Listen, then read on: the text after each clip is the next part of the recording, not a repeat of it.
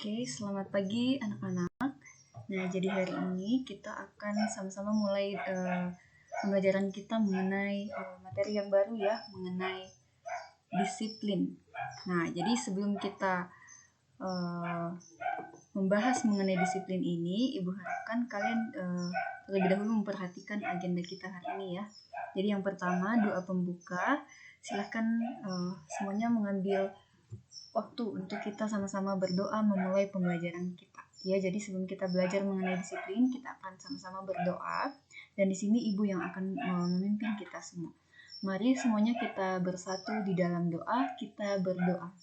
Bapa di dalam surga, kami mengucap syukur jika pada saat ini Tuhan masih memberikan kami kesempatan untuk kami bisa belajar bersama-sama Tuhan mengenai materi di kitab Amsal Tuhan, khususnya mengenai hikmat Allah. Kiranya Tuhan lewat pembelajaran 1 unit ini, kiranya kami menjadi orang yang lebih berhikmat lagi Tuhan, terlebih dalam menjalankan setiap tanggung jawab kami, baik kami sebagai guru maupun kami sebagai siswa. Pada hari ini juga Tuhan, kami akan belajar mengenai disiplin. Kiranya Tuhan, apa yang kami pelajari hari ini boleh sama-sama kami pahami Tuhan, dan bisa kami praktekkan dalam kehidupan kami, terlebih kami disiplin dalam kegiatan pembelajaran kami ya Tuhan. Bapa di dalam surga, kami serahkan pembelajaran kami ke depan ini ke dalam tangan pengasihan-Mu. Inilah doa kami, dalam nama Tuhan Yesus kami berdoa dan mengucap syukur. Amin. Oke, nah jadi setelah kita doa pembuka, kita akan mereview kembali ya bahwa apa sih yang ditekankan di dalam kitab Amsal ini. Jadi apa yang mau kita pelajari di kitab Amsal, kemudian nanti kita akan belajar sedikit mengenai disiplin ya, walaupun mungkin tidak akan kita habiskan hari ini topik mengenai disiplin, tapi kita akan kupas sedikit ya, dan ada kegiatan di dalamnya nanti yang akan kalian isi mungkin di form ya. Nah, kemudian nanti akan ada pengumuman, lalu setelah itu kalian berdoa penutup ya secara pribadi. Oke, kita akan lanjut ke materi kita, tapi Ibu ingatkan kembali lagi ya, Ibu tidak akan bosan mengingatkan untuk kalian untuk lebih bertanggung jawab ya, be responsible. Jadi sebelum kita mulai, Ibu akan ingatkan untuk terus bertanggung jawab mengenai agenda kita hari ini, mengenai kegiatan pembelajaran. Nah, di sini Ibu sudah menuliskan apa-apa yang akan kamu lakukan. Jadi tolong tanggung jawab dengan setiap pembagian waktu yang sudah Ibu berikan. Oke, kita akan lanjut mengenai disiplin. Nah, tadi kan ini belum Ibu isi nih ya, yang slide pertama. Nah, di sini ya, kita kembali. Nah, kalau kamu lihat di sini, di Amsal pasal 3 ayat 1, silakan dibuka Alkitabnya masing-masing ya. Amsal pasal 13 ya, ayat 1. Amsal pasalnya yang ke-13 ayat 1, silahkan kamu isi masing-masing ya. Apa sih bagian yang kosong di sini? Anak yang bijak bla bla bla bla didikan ayahnya, tetapi seorang pencemooh bla bla bla bla mendengarkan hardikan. Nah, silahkan kamu mengisi ya sendiri. Kemudian kamu baca di Amsal 13 ayatnya yang pertama. Nah, di sini silahkan kamu isi sendiri, pasti nanti juga Ibu akan tampilkan. Cuman Ibu harap apa yang Ibu instruksikan kamu benar-benar lakukan supaya kamu bisa mengikuti ya. Jadi Ibu tidak harapkan kamu hanya menonton seperti menonton YouTube biasa ya, hanya menonton seperti itu. Tetapi Ibu harapkan setiap instruksi yang Ibu berikan pada saat kamu diminta untuk membaca, silahkan diikuti. Supaya pikiran kamu juga bekerja gitu ya, bukan hanya sekedar menonton habis itu lupa, enggak. Jadi kamu belajar juga dari sini. Oke, kita lanjut. Iya, jadi ini bagian yang tadi sudah dikosongkan dan sudah diisi di sini. Jadi anak yang bijak mendengarkan didikan ayahnya, tetapi seorang pencemooh tidak mendengarkan hardikan. Nah, itu tadi yang ada di Amsal pasal 13 ayatnya yang pertama. Nah, jadi di sini kita akan belajar mengenai disiplin yang mungkin kata disiplin ini mungkin sudah sering sekali kalian dengarkan ya di sekolah, khususnya sekarang masa-masa pengumpulan tugas. Mungkin kamu sudah bosan sekali ya mendengarkan kata disiplin dari gurumu mungkin ya, dari wali kelas maupun guru subjek atau bahkan dari orang tuamu. Seperti itu. Nah, tetapi disiplin seperti apa yang mau kita bahas di sini? Apakah disiplin itu hanya sekedar seperti melakukan bukan tata cara ya, tetapi tata tertib yang ada di sekolah atau yang bagaimana? Nah, apakah disiplin itu hanya sebatas yang di sekolah atau seperti apa? Nah, di sini kita akan belajar bersama-sama untuk melihat konteks disiplin dalam kitab Amsal. Nah, tetapi sebelumnya Ibu akan membawa kalian untuk memahami sedikit ya, apa sih artinya disiplin. Nah, ini adalah bagian yang Ibu ambil dari Kamus Besar Bahasa Indonesia. Jadi kata disiplin ini berkaitan dengan tata tertib ya di sekolah, kemiliteran, dan sebagainya. Kemudian arti disiplin yang kedua itu menyangkut ketaatan atau kepatuhan kepada peraturan ya, atau tata tertib dan sebagainya. Kemudian bagian ketiga, disiplin juga berkaitan dengan bidang studi yang memiliki objek, sistem, dan metode tertentu. Nah, tetapi ini bukan ini yang mau kita bahas ya. Kita lebih kepada dua pengertian ini tadi. Tata tertib, baik di sekolah, kemiliteran, dan sebagainya. Dan sebagainya berarti banyak ya, luas, bukan hanya di sekolah. Kemudian, ketaatan atau kepatuhan kepada peraturan, tata tertib, dan sebagainya. Nah, kemudian ke bawah ini berdisiplin, artinya menaati, mematuhi tata tertib ya. Kemudian kalau mendisiplinkan, nah ini pasti berkaitan dengan guru kepada muridnya atau orang tua kepada anaknya ya. Mendisiplinkan berarti kita membuat orang itu disiplin ya, berdisiplin atau membuat orang itu taat pada peraturan. Atau mengusahakan supaya seseorang menaati atau mematuhi tata tertib seperti itu. Nah, berarti kalau seperti ini pada saat saya memberikan kalian himbauan atau berusaha untuk membuat kalian menaati peraturan atau mungkin rules and procedures yang ada di kelas saya, berarti artinya saya sedang mendisiplinkan kamu ya. Jadi Ibu harapkan penjelasan sederhana ini bisa menolong kalian untuk memahami konteks disiplin yang akan kita bahas di sini ya. Jadi itu artinya disiplin. Jadi disiplin itu luas ya. Mungkin dari orang tuamu juga sering mendisiplinkan kamu ya, menegur kamu supaya apa? Tujuannya untuk apa? Untuk kamu bisa taat ya, mengikuti tata tertib seperti itu.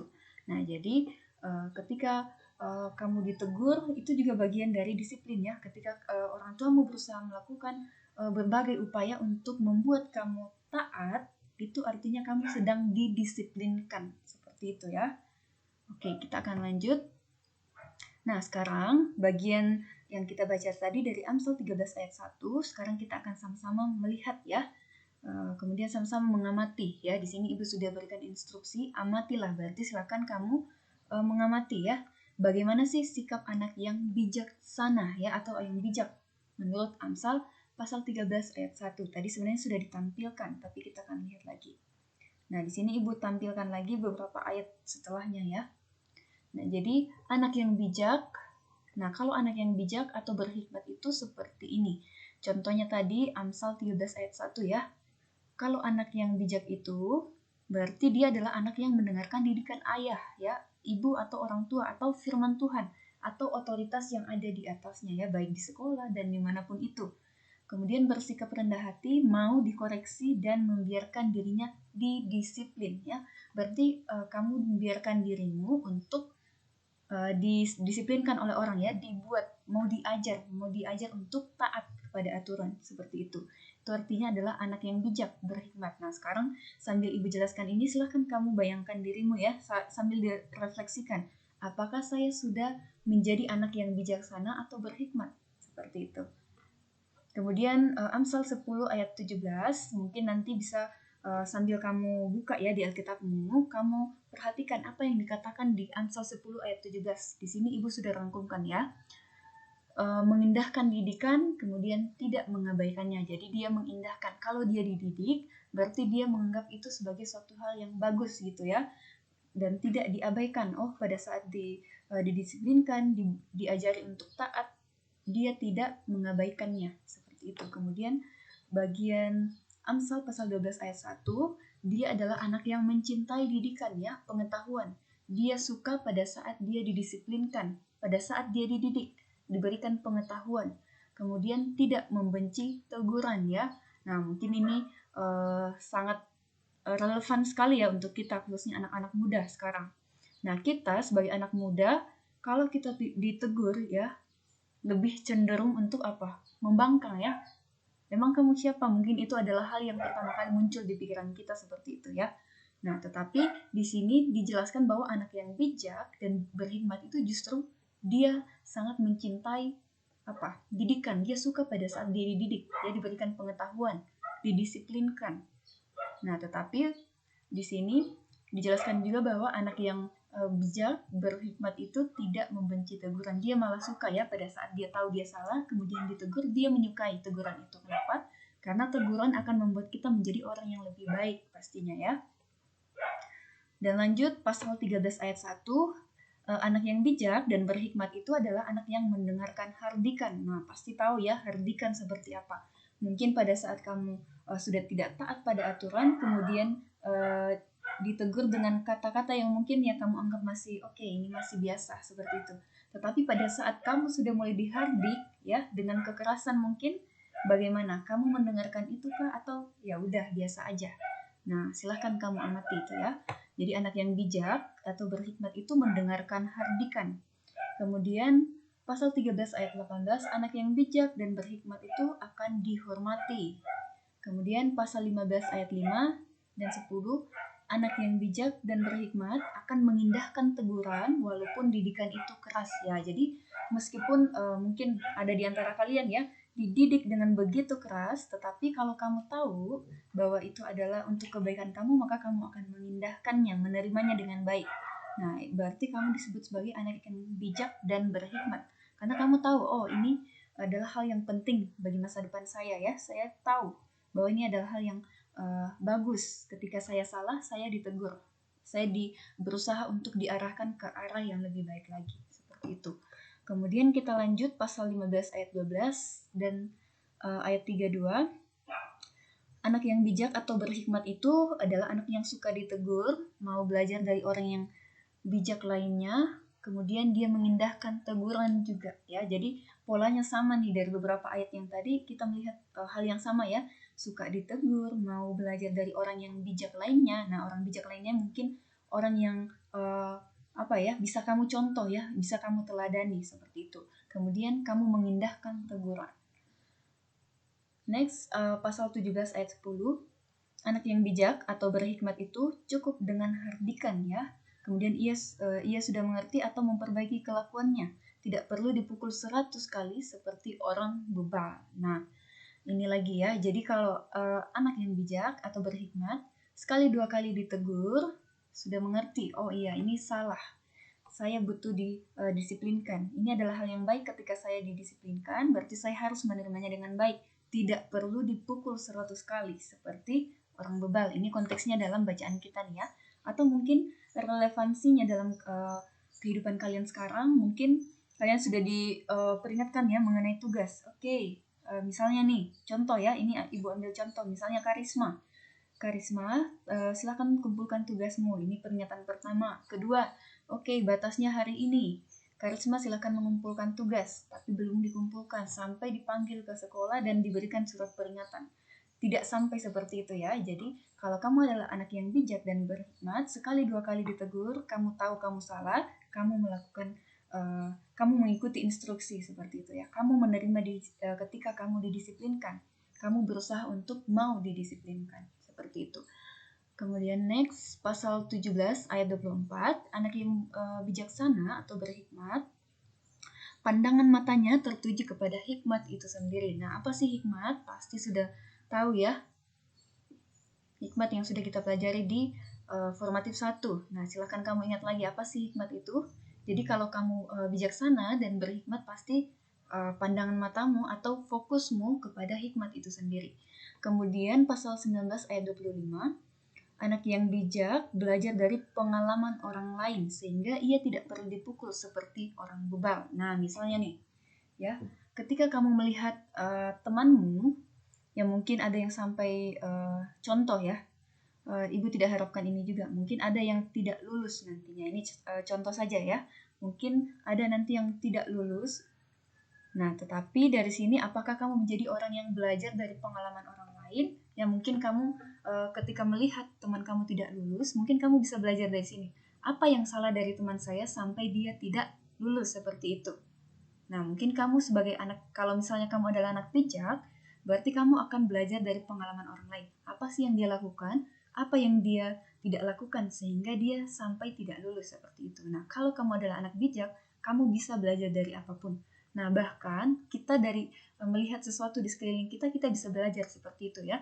Kita melihat orang yang malas, ya mungkin yang sampai mendatangkan kesusahan untuk orang malas ini, kita bisa belajar, oh iya ya, kalau kita malas ujung-ujungnya akan seperti ini. Nah, kalau misalnya saya lihat teman saya yang malas mengerjakan tugas, selalu menumpuk tugasnya, ujung-ujungnya dia dipanggil ke sekolah, tugasnya menumpuk, dia sampai stres, ya kamu bisa belajar dari situ ya, apa yang salah sama anak ini. Seperti itu. Jadi kalau kita bijak, kita bisa belajar dari hal yang luas gitu ya, kita belajar dari manapun. Seperti itu, dari pengalaman orang lain. Oke, dari pasal 19 ayat 27 sekarang ya. Jadi anak yang bijak atau berhikmat itu bukan hanya mendengar didikan, tetapi melakukan dan melaksanakannya. Oke, ini juga yang mungkin sering ya bagi kalian dan saya ya sebagai anak muda. Kita itu sering sekali mendengarkan didikan, baik di sekolah, di gereja, ya dari orang tua kita masing-masing, kita sering sekali mendengarkan didikan. Tetapi masalahnya adalah kita sekedar mendengar, iya saya mengerti, hanya diiyakan, tetapi setelah itu kita tidak melakukannya. Nah, jadi kita masih nol di pelaksanaannya. Nah, tetapi di sini dikatakan bahwa anak yang bijak itu nggak hanya mendengarkan, tetapi melaksanakannya ya. Itu yang mungkin jadi PR kita sekarang. Melakukan didikan yang sudah diberikan kepada kita. Ketika kita didisiplinkan, bukan hanya sekedar ya saya mengerti, tetapi ya saya melakukannya. Next, pasal 21 ayat 11. Anak yang bijak dan berhikmat itu adalah anak yang bisa diajar atau orang yang teachable ya. Nah, ini juga menjadi pergumulan ibu secara pribadi ya. Khususnya kalau mungkin bagi kalian juga yang sudah merasa pintar dalam mungkin beberapa aspek. Misalnya di antara kalian ada yang pintar main musik, pintar bahasa Inggris, mungkin pintar dalam matematika dan sebagainya. Nah, pada saat kamu memiliki kesalahan dalam hal kamu, misalnya kamu memiliki potensi di bidang musik. Nah, mungkin ada orang yang juga sama dengan kamu memiliki potensi di bidang musik yang menegur kamu, dan mungkin kamu merasa ngapain sih kamu menegur saya juga bisa seperti itu. Nah, mungkin dalam hal seperti ini kita susah sekali dihajar ya. Kalau kita sudah merasa, oh saya juga bisa di sini. Nah, mungkin kita akan sulit sekali menerima teguran dari orang lain ya, ketika kita diajar oleh orang lain. Atau mungkin kalian yang secara akademik oke, kemudian tiba-tiba kamu memiliki sedikit kesalahan yang mungkin teman yang menurut kamu lebih di bawah dari kamu ya.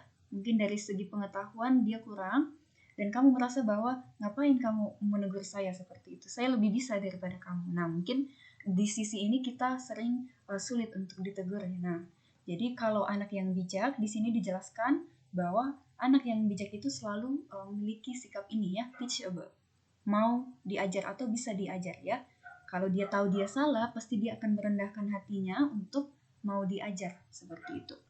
Kemudian pasal 26 ayat 3, tidak perlu dicemeti seperti kuda ya, tidak perlu dikekang seperti keledai, tidak perlu dipentung seperti punggung orang bebal. Nah, jadi dari pasal 26 ayat 3 dijelaskan bahwa anak yang bijak atau berhikmat itu nggak perlu dikekang ya, nggak perlu harus. Kalau kita perhatikan contoh yang diambil Amsal di sini adalah sepertinya ini dikendalikan betul-betul ya oleh orang lain ya, diambil alih oleh orang lain. Nah, kalau kamu orang yang bijak dan berhikmat, berarti kamu bisa menguasai dirimu sendiri tanpa kamu harus dikekang seperti itu ya. Nah, jadi dari sini kita bisa belajar bahwa orang yang bijak, berhikmat itu punya penguasaan diri juga sepertinya nih ya. Tidak harus dikekang ya, seperti keledai, tidak harus dicemeti seperti kuda, atau tidak perlu dipentung seperti punggung orang bebal. Oke, lanjut di pasal 29 ayat 15. Anak yang bijak menerima didikan berupa tongkat atau pukulan dan teguran atau kata-kata sehingga tidak mempermalukan nama orang tuanya. Oke. Nah, ini pasti sudah relevan sekali dengan kita ya. Kalau kita bijaksana atau berhikmat, maka kita akan menerima didikan ya, baik itu berupa tongkat, pukulan, dan teguran atau kata-kata, sehingga kita tidak mempermalukan nama orang tua ya. Biasanya orang tua itu banyak sekali dipermalukan oleh sikap kita anaknya ya, sikap-sikap kita sebagai anak-anak yang tidak mau mendengarkan. Nah, mungkin sekarang ketika kalian tidak mengerjakan tugas ya, mungkin ada di antara orang tua kalian yang merasa sakit hati gitu ya. Oke, saya sudah melakukan yang terbaik untuk anak saya sudah berusaha membiayai uang sekolah mereka, tetapi apa yang mereka lakukan? Mungkin ada di antara kalian yang pada saat diberikan kesempatan untuk belajar ya, bersekolah di sekolah Lentera Harapan, ada yang menyia-nyiakan waktu gitu ya, diberikan waktu untuk belajar malah mabar atau mungkin main games sama adiknya mungkin ya, atau mungkin nonton, jalan-jalan pada saat jam pembelajaran, atau mungkin tidur dan sebagainya. Kita tidak tahu. Nah, tetapi di sini kita kembali diingatkan ya, mata pelajaran kita di semester ini pas banget nih ya. Anak yang bijak, kita belajar sebagai orang yang berhikmat. Bagaimana sih anak yang berhikmat? Nah, ini semua contohnya. Jadi menerima didikan berupa tongkat, pukulan, dan teguran ya, melalui kata-kata, baik itu dari orang tuamu, dari siapapun itu, dari gurumu, wali kelasmu, seperti itu. Kemudian next, pasal 29 ayat 19. Anak yang bijak itu tidak perlu dipaksa seperti budak yang membangkang majikannya. Nah, ini sudah berkaitan sekali dengan pasal 26 ayat 3 tadi ya. Anak yang bijak tidak perlu kita paksa seperti budak yang membangkang majikannya. Kenapa? Tadi kan ini sudah dijelaskan bahwa anak yang bijak itu pasti mendengarkan didikan orang ya. Kemudian teachable, mau diajar, dia tahu dia salah, dia mau diajar. Nggak perlu dikekang seperti kuda ya, nggak perlu dipaksa pada saat dia mau dididik seperti itu. Tapi anak yang bijak pada saat dia tahu dia salah, dia sadarkan kesalahannya dan dia mau melakukan itu, dia mau memperbaiki dirinya. Itu adalah anak yang bijak. Oke. Next. Nah, sekarang tugas kamu adalah ini, kita akan self analysis. Jadi kamu akan coba membayangkan ya. Kemudian nanti kamu isi di form yang akan Ibu kirimkan. Jadi pernahkah kamu diomeli atau dididik oleh orang tuamu ketika kamu melakukan suatu kesalahan ya? Nah, coba kamu ingat 1 sampai 2 peristiwa itu ya. 1 atau 2 peristiwa. Jadi silahkan kamu ingat, kamu analisis diri kamu sendiri. Pernah nggak kamu diomeli atau dididik ya, atau didisiplinkan oleh orang tuamu ketika kamu melakukan suatu kesalahan? Kamu ingat suatu peristiwa itu ya, 1 atau 2 peristiwa itu pada saat kapan? Atau mungkin sekarang kamu menunda tugasmu ya, mungkin keluar malam, sering keluar malam gitu ya, atau kebanyakan main games dan sebagainya. Silahkan kamu ingat dan kamu isi nanti di form. Jadi tuliskan pengalamanmu itu di form presensi. Nanti Ibu akan kirimkan form presensi. Kemudian tuliskan secara singkat saja kejadiannya apa, bagaimana kamu ditegur ya, diomeli atau dihukum, ya bagaimana orang tuamu mendisiplinkan kamu pada saat kamu melakukan kesalahan tersebut, dan mengapa orang tuamu menghukummu ya. Nah, jadi kira-kira menurut kamu, kenapa sih orang tua saya sampai melakukan ini? Apa yang saya lakukan? Apakah ini salah atau tidak? Silakan kamu refleksikan secara pribadi, tuliskan nanti di form presensi. Oke, jadi ini kita keep dulu, kamu kerjakan setelah dari kelas ini ya. Oke, nah sekarang kita akan lanjut setelah kita mendengarkan pengertian mengenai anak yang bijak itu seperti apa. Nah, ternyata kita dilihat di sini bahwa Tuhan memberikan kewenangan kepada orang tua untuk mendidik kita menurut ajaran Tuhan. Nah, ini ada di Amsal pasalnya yang ke-13 ayat 24 ya. Jadi siapa tidak menggunakan tongkat benci kepada anaknya, tetapi siapa mengasihi anaknya menghajar dia pada waktunya. Nah, jelas sekali di sini ya. Jadi orang tua yang mengasihi anaknya itu pasti akan mendidik anaknya ya. Dengan cara apa kamu didisiplinkan, menegur kamu dengan berbagai cara seperti itu ya. Dan pasti tujuannya atau motivasi orang tuamu untuk mendisiplinkan kamu adalah untuk kebaikan kamu ya. Dan itu didasari atas ketidaktaatan kamu terhadap suatu aturan atau suatu tata cara yang harusnya kamu lakukan. Seperti itu. Jadi pada saat orang tuamu mengasihi kamu, pasti dia akan menegur kamu kalau kamu salah ya. Nah, ingat, tetapi tidak dengan kebencian. Jadi orang tuamu menghukum kamu bukan dengan kebencian, tetapi dengan kasih ya. Meskipun mungkin kamu merasa sakit hati, tapi itulah tanda cintanya orang tuamu ya, tanda kasihnya orang tuamu. Karena memang di Amsal dijelaskan bahwa dalam Amsal 13 ayat 24 bahwa siapa tidak menggunakan tongkat, dia benci kepada anaknya. Tetapi siapa mengasihi anaknya, menghajar dia pada waktunya ya. Pada saatnya kamu tidak mengikuti apa yang harusnya kamu lakukan lagi sebagai anak yang baik, sebagai anak yang bijak, maka orang tuamu perlu menghajar kamu ya. Nah, kemudian orang tua akan menghukum dengan kasih atau bukan dengan kebencian ya. Itu di pasal 19 ayatnya yang ke-18.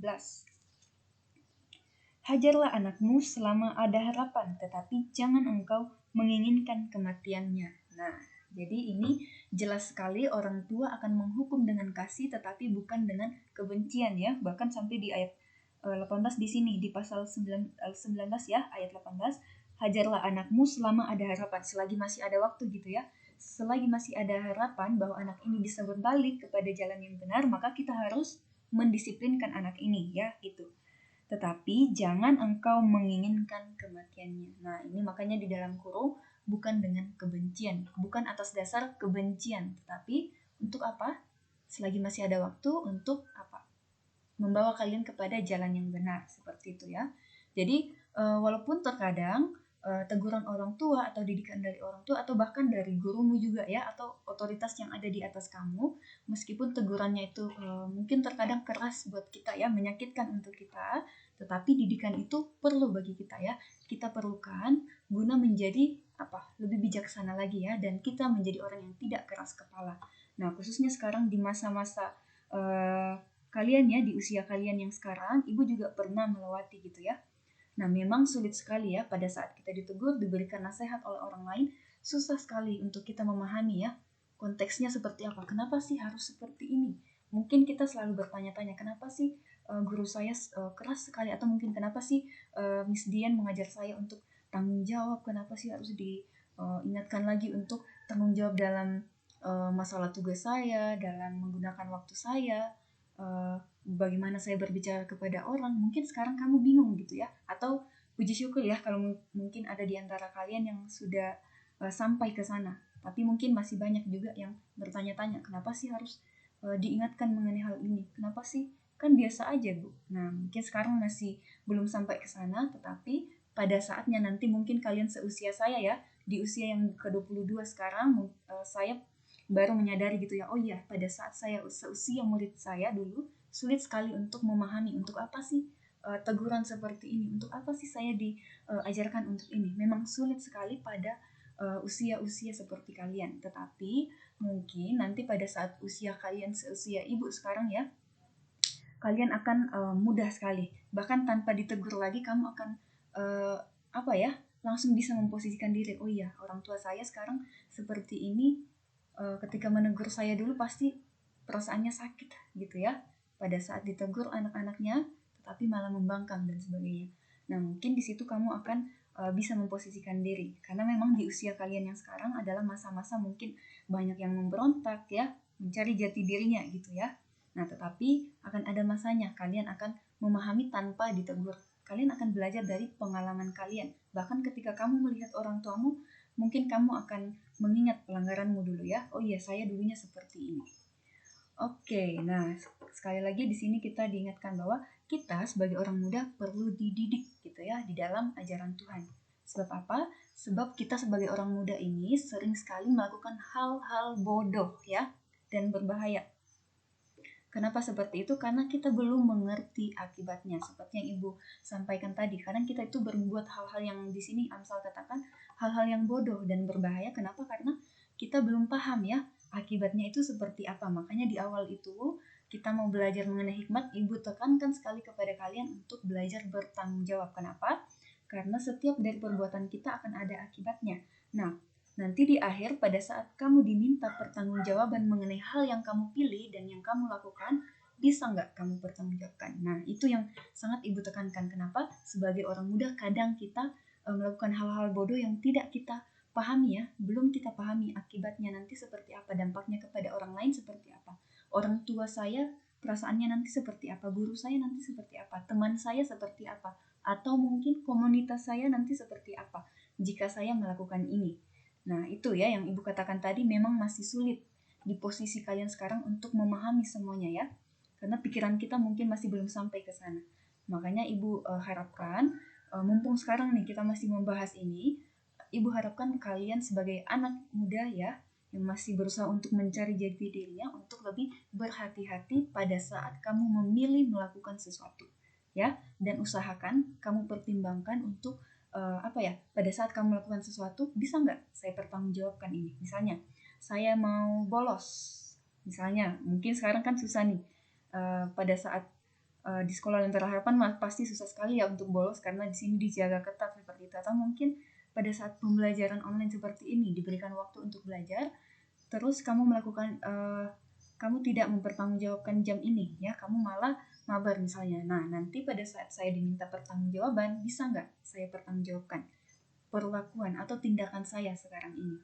Kalau misalnya saya ditanya di sekolah misalnya ya, pada saat kamu sudah datang ke sekolah, saya tanya ke kamu, contohnya nih, ibu tanya ke Kristi misalnya ya, Kristi pada saat ibu berikan jam pembelajaran BS, apa saja yang kamu lakukan? Misalnya dia bilang, saya sudah melakukan sesuai dengan agenda yang ibu berikan. Nah, kemudian ibu tanya kembali ya, apa yang sudah kamu lakukan? Coba tugasmu sini. Ternyata nggak ada yang dikerjakan. Nah, bisa nggak kamu pertanggungjawabkan itu? Misalnya ya, kamu mengaku kamu melakukannya dengan bertanggung jawab, ternyata dalam prakteknya tidak gitu ya. Kamu bisa saja berbohong, tetapi pada saat kamu memilih untuk bohong, bisa nggak kamu pertanggungjawabkan? Nah, jadi itulah sebabnya ibu selalu ingatkan di awal untuk bertanggung jawab, karena memang di sini kita belajar nih ya, bahwa orang muda itu kadang melakukan hal bodoh atau berbahaya. Kenapa? Karena kita belum mengerti akibatnya ya. Nah, bisa nih nanti kamu analisis semua ayat yang ada di sini ya. Oke. Nah, mungkin kata-kata yang ibu gunakan di sini memang agak mungkin menurut kalian kasar ya. Kok ibu bilang bodoh sih? Nah, memang di dalam Amsal ini selalu menggunakan kata-kata yang mungkin sangat menohok gitu ya, kata-kata bodoh. Nah, sekarang kita akan lihat. Silahkan kamu baca nih nanti. Amsal pasal 3 ayat 11 dan seterusnya. Kemudian lengkapi ayat berikut ya. Bla bla bla bla melekat pada hati orang muda, tetapi tongkat didikan akan mengusir itu daripadanya. Coba buka Amsal 22 ayat 15. Ya, jadi nanti kamu akan ketemu kenapa sih dari tadi ibu bilang menggunakan kata dalam tanda kutip kata bodoh ya. Kita akan lihat di Amsal 22 ayat 15. Ibu bacakan sambil kamu amati di Alkitabmu masing-masing. Kebodohan melekat pada hati orang muda, tetapi tongkat didikan akan mengusir itu daripadanya. Nah, jelas sekali ya, bahwa kebodohan melekat pada hati orang muda, kamu dan saya, tetapi tongkat didikan akan mengusir itu daripadanya. Nah, jadi kurang lebih kalau kita baca ayat ini, memang orang muda itu seolah-olah Amsal mau bilang di sini ya, bahwa terkadang memang, makanya dibilang di sini, orang muda itu memang sering melakukan hal-hal yang bodoh ya, tetapi untuk mengusir hal itu, maka kita perlu yang namanya didikan. Makanya kita belajar untuk mau menjadi orang yang teachable ya, mau diajar seperti itu. Jadi kalau kamu ditegur, silahkan terima teguran itu dengan baik. Seperti itu. Next, kemudian mau digarisbawahi di sini bahwa kebodohan yang kita bahas di sini ya tidak sama dengan kebodohan intelektual, melainkan ini adalah kebodohan moral ya. Nah, silahkan kamu amati nanti ayat-ayat Alkitab yang ada di sini ya. Amati secara pribadi untuk menambah pengetahuan kamu bahwa ternyata Alkitab bilang ini mengenai kebodohan. Ya, jadi kebodohan yang kita bahas bukan membahas mengenai kebodohan intelektual atau pengetahuan, tetapi ini adalah kebodohan moral ya. Tahu ya moral seperti apa. Kemudian ini adalah kebodohan natur keberdosaan yang ada pada tiap manusia, karena memang kita adalah manusia yang berdosa ya, kita punya kecenderungan untuk selalu melakukan dosa. Nah, makanya tadi dikatakan bahwa di ayat 15 itu, tetapi tongkat didikan akan mengusir itu daripadanya. Makanya kita selalu butuh untuk dididik, didisiplinkan, selalu untuk ditegur supaya apa? Kita bisa lolos dari apa? Ini, natur keberdosaan kita. Seperti itu ya. Lari dari kebodohan. Nah, ingat lagi kebodohan yang dimaksud di sini adalah ini. Kemudian bagian yang ketiga, arti kebodohan di sini itu merujuk kepada dosa turunan ya, atau warisan yang sudah diwarisi oleh Adam, nenek moyang kita dulunya ya, yang telah jatuh dalam dosa. Nah, lihat nanti di Roma pasal 5 ayatnya yang ke-12. Jadi ibu harap pada saat ibu mengatakan kata ini tadi tidak ada yang salah paham ya. Bu, berarti ibu menyinggung saya nih dari tadi. Tidak ya. Tapi di sini kita membahas mengenai kebodohan berdasarkan apa? Ini semuanya nih. Moral, natur keberdosaan atau dosa turunan kita yang diwarisi dari nenek moyang kita, yaitu Adam dan Hawa ya. Oke, next. Kita lanjut ke pengumuman ya. Jadi ibu akan mengingatkan sekali lagi, bagi yang belum mengirimkan formatif 1, segera kirimkan paling lambat malam ini pukul 23.59 ya. Kumpulkan malam ini, dan bagi yang mendengarkan pengumuman ini, tolong ingatkan teman-temanmu. Kemudian yang kedua, bagi yang belum remedial, Ibu perhatikan masih banyak yang perlu remedial, segera perbaiki tugas kalian ya. Kemudian untuk kalian yang sudah selesai tugasnya atau mungkin tidak memiliki terlalu banyak tumpukan tugas gitu ya, atau mungkin sudah mengerjakan tugasnya dengan baik, ini saatnya atau sekarang waktunya yang baik untuk menolong teman yang sudah tertinggal atau memiliki tugas tunggakan ya. Nah, jadi sekarang waktunya atau sekarang waktu yang tepat untuk mengingatkan temanmu ya. Sekarang adalah waktu yang tepat untuk menolong teman, bukan pada saat formatif atau sumatif. Jadi, kamu silahkan menolong temanmu sebelum kita naratif ke depan ya, karena tanggal 17 guru subjek akan mengumpulkan nilai. Makanya Ibu kasih kamu batas malam ini, karena memang Ibu akan mengolah nilai kalian lalu diserahkan di minggu ini kepada wali kelasmu. Jadi, kalau kamu terlambat mengirimkan, berarti nilaimu kosong. Kenapa? Karena formatif di Mapel BS hanya satu ya. Kalau satu ini tidak masuk, kamu kumpulkan ke Ibu paling lambat malam ini, berarti silahkan kamu pertanggungjawabkan ya, kembali lagi pertanggungjawabkan perbuatanmu ini ya, pasti nilaimu tidak ada nanti di naratif, khususnya Mapel BS, karena memang BS baru ada satu formatif. Kalau kamu tidak mengerjakan ini, berarti sama sekali tidak ada formatifmu nanti. Nilaimu di nilai agamamu bakal kosong gitu ya. Jadi silahkan gunakan waktu ini untuk menolong temanmu ya. Mumpung masih ada waktu beberapa hari untuk mengingatkan teman. Kalau kamu mengasihi temanmu, disiplinkan mereka ya. Ingatkan mereka. Sekarang waktunya yang tepat menolong teman ya. Tetapi Ibu ingatkan, bukan untuk mengerjakan tugas mereka ya. Tugas kamu adalah mengingatkan mereka terus, kemudian mungkin kamu bagi catatanmu, tetapi tidak mengerjakan tugas teman. Jadi itu ya. Oke, kita akan melanjutkan materi kita mengenai disiplin ini di pertemuan berikutnya ya. Jadi demikian kelas kita hari ini. Jika ada yang ingin ditanyakan, silahkan menghubungi Ibu di nomor WA ini. Terima kasih semuanya.